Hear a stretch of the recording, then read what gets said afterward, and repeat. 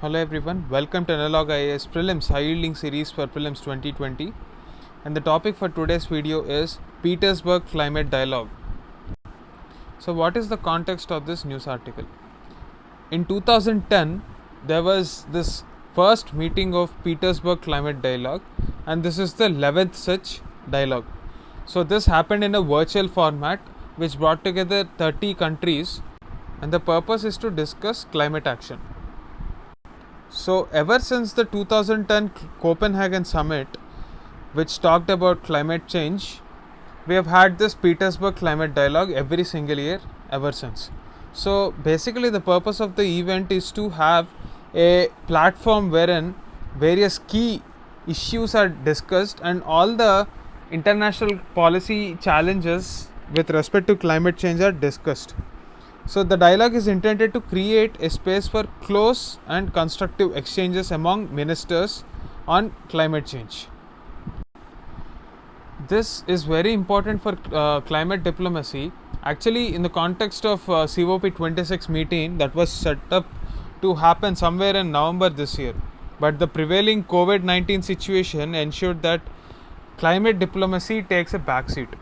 So at this summit, European Union had grand goals. For example, European Union was trying to attain this carbon neutral status. That is, the amount of carbon emissions that EU nations will emit will be eventually absorbed through the use of technology and methods like carbon sequestration.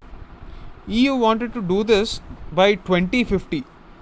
So there are various other issues that European Union wanted to discuss, but that didn't happen because of the prevailing COVID-19 situation. So at this summit, EU was set to announce its intention to raise the current climate target for 2030. Now, what is the current climate target that we have set for ourselves? Is there any binding number? For the question that whether there is a binding number, you have to look at this question. Which of the following is true with respect to Paris Accord? So in Paris climate change, that is COP21, that happened in 2015, the world came together to discuss the agenda that after 2020, the year where Kyoto Protocol would end, what should be the future of climate change talks. So in this scenario, the countries decided that we have to voluntarily come up with the scope of cutting down emissions.